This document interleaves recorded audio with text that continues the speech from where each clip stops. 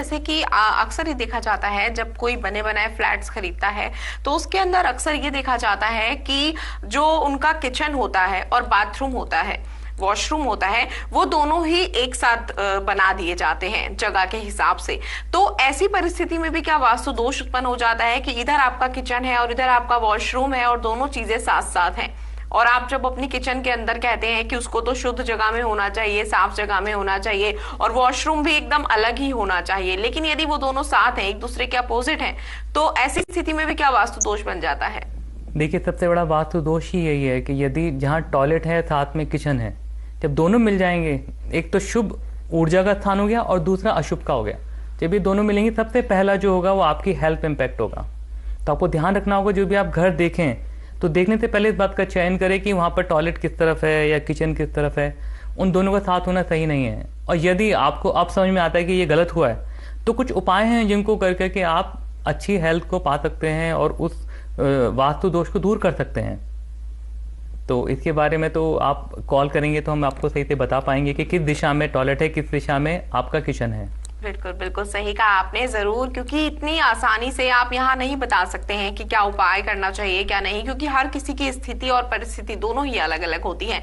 बहुत सारे लोग, जैसे कि आपने उपाय की बात की, तो अपने घर के अंदर बहुत सारे छोटे छोटे उपाय करते रहते हैं वास्तु दोष को दूर करने के लिए। देखा जाता है अक्सर बहुत से लोग पानी के अंदर नमक डालकर उसका पोंछा लगाते हैं, लेकिन अक्सर ये भी कहा जाता है कि कुछ दिन ऐसे होते हैं जिन दिनों में पोंछा लगाना वर्जित होता है, घर के अंदर पोंछा नहीं लगाया जाता है। तो थोड़ा सा हम चाहेंगे आप इस बात पर प्रकाश डालें।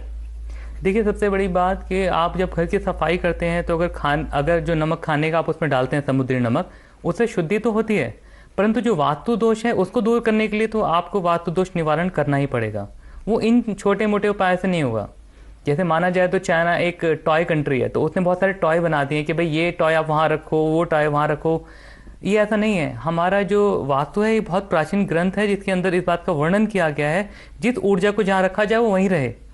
आप मेंटली कुछ दिन तक तो अच्छा फील कर सकते हैं कि भाई मैंने ये ठीक कर लिया है तो हमारी हेल्थ अच्छी हो गई, ऐसा नहीं है। कुछ टाइम बाद फिर वही प्रॉब्लम्स आ जाएंगी। तो कोई शॉर्ट टर्म कुछ सॉल्यूशन नहीं है, आपको उसको पूरी तरीके से रेमेडी करनी पड़ेगी और उसको वहाँ से चेंज करना पड़ेगा। ऊर्जाओं को बदला नहीं जा सकता, वो दिशाओं के अनुसार ही आपके घर में प्रवेश करती हैं। बिल्कुल बिल्कुल सही कहा आपने, ऊर्जाएं दिशा के हिसाब से ही घर के अंदर प्रवेश करती हैं। सर, हस्बैंड वाइफ जो होते हैं उनका रिश्ता बहुत ही ज्यादा अनमोल और प्यारा होता है और हर कोई चाहता है कि उनका रिश्ता बहुत अच्छे तरीके से रहे और प्रेम के साथ अपना जीवन व्यतीत कर ले, लेकिन अक्सर ऐसा होता नहीं है। देखा जाता है कि छोटी छोटी बातें पर मनमुटाव हो जाता है, झगड़े हो जाते हैं और कभी कभी तो बात बहुत ज्यादा विकराल रूप ले लेती है कि डिवोर्स तक हो जाता है। तो ऐसे में हस्बैंड वाइफ के जो रूम है उसके अंदर कौन कौन से वास्तु का ध्यान रखना चाहिए, किस तरीके से किन चीजों का ध्यान रखना चाहिए? बिल्कुल ठीक क्वेश्चन पूछा आपने। जैसे कि घर का जो मुखिया है उसका जो कमरा होता है वो साउथ वेस्ट में माना गया है। यदि वह वहाँ नहीं है, वो ईस्ट में है या नॉर्थ में है, वहाँ पर है, तो उनके रिश्ते बिगड़ेंगे। तो उनको बनाए रखने के लिए पहले ध्यान रखना पड़ेगा उनका मास्टर बेडरूम कहाँ पर है। तो मास्टर बेडरूम साउथ वेस्ट में बताया गया है। और यदि घर में कोई नया कपल है तो उसके लिए नॉर्थ वेस्ट बताया गया है, क्योंकि केवल एक ही रूम नहीं बताया गया। अगर घर में कोई नया कपल आया है, अगर बुजुर्ग माता पिता जो अभी परिवार के मुखिया हैं जो घर को देख रेख करते, तो उनको साउथ वेस्ट में रखा जाए और नए कपल को नॉर्थ वेस्ट में रखा जाए। और अगर इसको चेंज करेंगे तो उसका आपके पारिवारिक जीवन पे फर्क पड़ने वाला है। दाम्पत्य जीवन में बहुत सारी परेशानी आने वाली हैं, तो उसका पूरा ध्यान रखें आप। बिल्कुल sir, thank you so much, बहुत अच्छे तरीके से बताया आपने। तो अपने दर्शकों को बताना चाहूंगी, यदि आपको भी ऐसा लगता है कि आपके घर में कोई वास्तु दोष है, आपका घर वास्तु के हिसाब से नहीं बना हुआ है, घर के अंदर नकारात्मक ऊर्जाओं का वास हो गया है, आपके बच्चे लगातार चिड़चिड़े रहते हैं, बड़ों का अनादर करते हैं, हस्बैंड वाइफ के बीच में बिल्कुल नहीं बनती है, यानी कि दाम्पत्य जीवन आपका बहुत ज्यादा दुखों से भर गया है, या फिर आप कोई व्यापार करते हैं वह व्यापार बंद हो जाता है, नौकरी करते हैं तो प्रमोशन नहीं हो पाता है, किसी भी कार्य को करने जाते हैं तो सिर्फ और सिर्फ असफलता हाथ लगती है, तो इसका कारण वास्तु भी हो सकता है। आपको विचार करने की आवश्यकता है, आपको ये जानने की आवश्यकता है कि आपके जीवन की जो समस्याएं हैं वह कैसे दूर हो सकती हैं, और ये आप जान सकते हैं मात्र इन नंबरों पर कॉल करके। नंबर आपकी टीवी स्क्रीन पर है, तो अभी फोन उठाएं, कॉल करें और अपने जीवन को कैसे आसान बनाना है,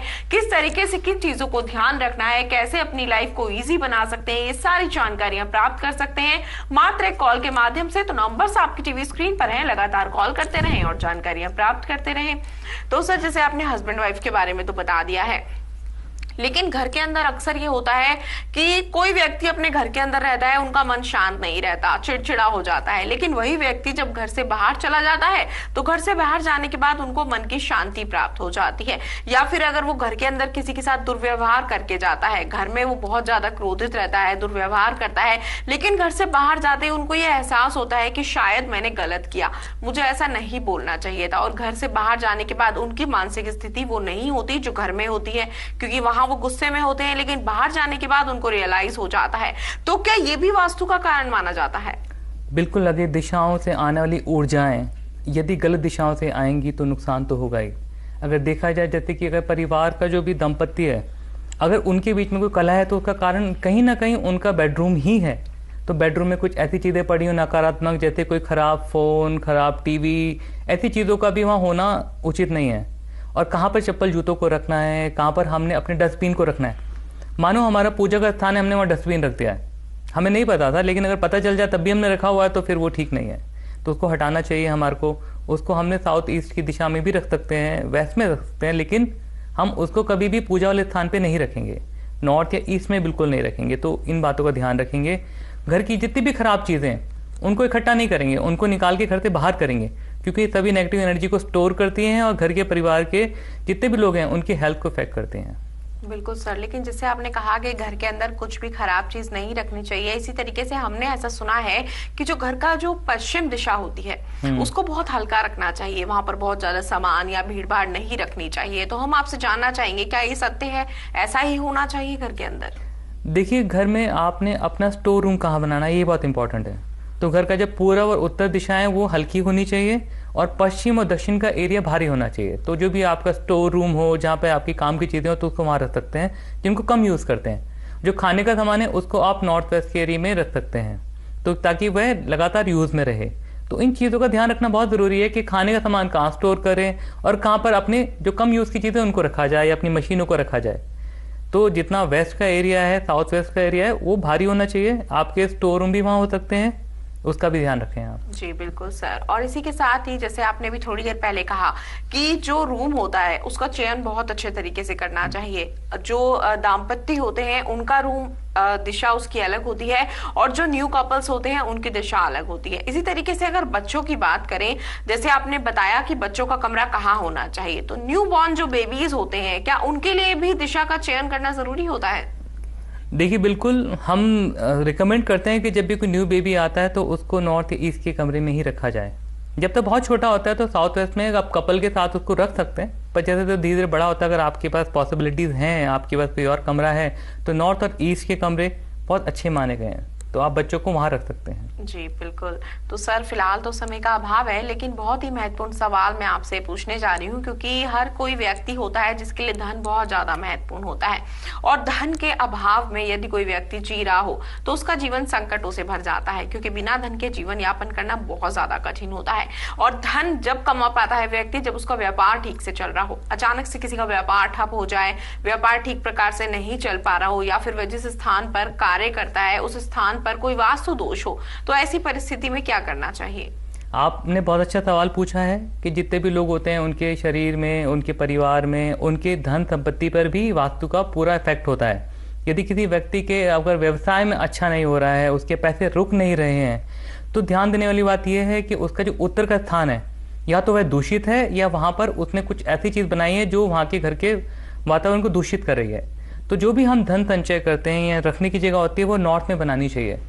तो हमें कोशिश करना चाहिए हमारे पैसे रखने की अलमारी या जेवरात की अलमारी वो नॉर्थ में होनी चाहिए, क्योंकि कुबेर का स्थान माना गया है। और मान लीजिए आपने कुबेर के स्थान में टॉयलेट बना दिया है तो क्या होगा? और मान लीजिए आपने दक्षिण दिशा के अंदर कोई ऐसे पानी का स्थान बना दिया जो उसके स्थान नहीं है, तो भी आपके लिए बहुत सारी प्रॉब्लम्स आ सकती हैं, जो आपके व्यवसाय में, आपके घर में रुकने धन में आपको नुकसान करेगी। बिल्कुल आपने सही कहा, क्योंकि दिशाएं जैसे कि आपने कहा बहुत ही ज्यादा महत्वपूर्ण होती हैं, उनका ध्यान भी रखना चाहिए। बात कर लेते हैं घर के मेन डोर की। घर का जो मुख्य द्वार है उसकी दिशा क्या होनी चाहिए? बहुत अच्छा सवाल है। जैसे कि आप जब घर में प्रवेश करते हैं या आपका कोई अतिथि आता है तो वह आपके द्वार से ही आपके घर में आता है। तो यदि आपके घर का द्वार ही गलत दिशा में हो, मान लीजिए आपके घर का द्वार ऐसी दिशा में है जहाँ पर नेगेटिव एनर्जी का वास है, और वहाँ से वह घर में आती हैं, तो क्या होगा कि उसको एक खुला स्थान मिलेगा आने का, वो आपके घर में आ जाएंगी और आपको बहुत सारा नुकसान करेंगी। तो सबसे पहले ध्यान रखेंगे कि घर का जो द्वार है वह उत्तर पूर्व में हो, या सभी दिशाओं में बताया गया पर उनकी कुछ डिग्रियां बताई गई हैं, तो उन डिग्रियों में ही उनको बनाया जाए तो आपके घर में प्रॉस्पेरिटी बनी रहेगी और खुशहाली बनी रहेगी। तो ध्यान रखेंगे कि द्वार आप कहाँ बनाएं। बिल्कुल सही कहा आपने। और जैसे कि आपने कहा कि घर के मुख्य द्वार से ही प्रवेश करके जो अतिथि होते हैं वो हमारे घर में प्रवेश करते हैं, और भगवान भी हमारे मुख्य द्वार से ही हमारे घर में प्रवेश करते हैं, तो उसका जो दिशा है उसकी वो ठीक प्रकार से होनी चाहिए। बहुत अच्छी अच्छी जानकारियां हैं जो आपने हमारे दर्शकों को दी है। तो दर्शकों, आप भी ऐसी जानकारियां प्राप्त करना चाहते हैं तो आप भी कॉल कर सकते हैं, नंबर आपकी टीवी स्क्रीन पर है। कोई भी प्रॉब्लम है, व्यापार शुरू करना चाहते हैं, कौन सा करें, कहाँ करें, कौन सी दिशा में किस चीज को रखें, ये सारी जानकारियां प्राप्त करना चाहते हैं, घर का वास्तु कैसे ठीक होगा, कहां पर धन रखा जाए ताकि माता लक्ष्मी आपसे प्रसन्न हो जाएं और आपके घर में निरंतर धन का आगमन होता रहे और आप धन से परिपूर्ण हो जाएं। किचन के अंदर क्या चीजें कहां पर रखें ताकि आप जो है अन्न धन से परिपूर्ण हो जाएं, ये सारी जानकारियां प्राप्त करने के लिए आप भी कॉल कर सकते हैं। नंबर लगातार आपकी टीवी स्क्रीन पर फ्लैश किए जा रहे हैं। तो सर, बहुत सारी जानकारियां आपने हमारे दर्शकों को दी, लेकिन जैसे कि हम चाहेंगे आप वास्तु का कोई एक महत्वपूर्ण टिप हमारे दर्शकों को जरूर बताएं ताकि लोग जो है उसको ध्यान में रखें और वास्तु दोष से खुद को बचा सकें। जी, अगर आपके पास ये ऑप्शन है कि आपको ज़मीन लेकर बनाना है तो पूरा ध्यान रखें उस भूमि का कि जिस भूमि में आप भवन का निर्माण करेंगे। तो आप ध्यान रखेंगे कि उसकी दिशाएं कहाँ हैं, किस दिशा से आपका प्रवेश होगा और किस दिशा से आपके घर में क्या क्या बनेगा। तो उन कमरों का जो चयन है आप शुरुआत में करते हैं तो आप पूरे घर को वास्तु दोषों से पहले ही मुक्त कर लेते हैं। तो ध्यान रखें कि जब भी आप पहले भूमि लें तो उसका चयन देखें कि कहाँ कर रहे हैं, कोई बहुत रेतीला स्थान ना हो। अगर यदि आप ज़मीन देख रहे हैं तो पूरा ध्यान रखें कि पूरब और उत्तर का स्थान थोड़ा ढलान की ओर हो और दक्षिण और पश्चिम का ऊंचा हो, ताकि जब भी आप मकान बनाएं तो जो पॉजिटिव एनर्जी है वो आगे की ओर से आपके घर में प्रवेश कर सकें और पीछे की ओर वो ना निकल पाए। तो ध्यान रखें कि जब भी आप भूमि का कोई अगर लेकर बनाने का प्लान कर रहे हैं तो दिशाओं का पूरा ध्यान रखें ताकि आने वाले समय में कोई भी आपको ऐसी परेशानी ना हो, हेल्थ की या वेल्थ की, कि जिससे आपको आगे की परेशानी हो या पछतावा हो। बिल्कुल सही कहा आपने सर। फिलहाल अब हमें यहाँ रुकना होगा क्योंकि घड़ी की सुई इशारा कर रही है, लेकिन आप आए और इतनी सारी जानकारियां हमारे दर्शकों तक पहुंचाई, अपना कीमती समय दिया, आपका बहुत बहुत धन्यवाद। Thank you very much. तो दर्शकों, आप भी ऐसी जानकारियां अपने घर बैठे प्राप्त कर सकते हैं। कैसे? मात्र एक कॉल के माध्यम से। नंबर्स आपकी टीवी स्क्रीन पर है, आपको कुछ नहीं करना है, सिर्फ फोन उठाना है, कॉल करना है, अपना सवाल पूछना है और उसका जवाब प्राप्त कर लेना है। जीवन के अंदर जो भी समस्याएं आती हैं उनके समाधान भी उपलब्ध होते हैं, लेकिन जरूरत होती है समाधान ढूंढने की और जरूरत होती है एक अच्छे मार्गदर्शक की, और मार्गदर्शक आपको मिलेंगे वैदिक गुरु कार्यक्रम के माध्यम से। तो इसके लिए आप सभी ये नंबर्स नोट कर लीजिए और कार्यक्रम के बाद भी कॉल करके अपने जीवन को आसान बनाने का प्रयास निरंतर जारी रखिए। फिलहाल हमें यहाँ रुकना होगा। आपसे होगी फिर से मुलाकात अगले एपिसोड में नए विषय, ढेरों जानकारियों, सटीक उपायों के साथ। तब तक के लिए आप सभी से चाहूंगी आज्ञा। आप सभी खुश रहें, स्वस्थ रहें। नमस्कार।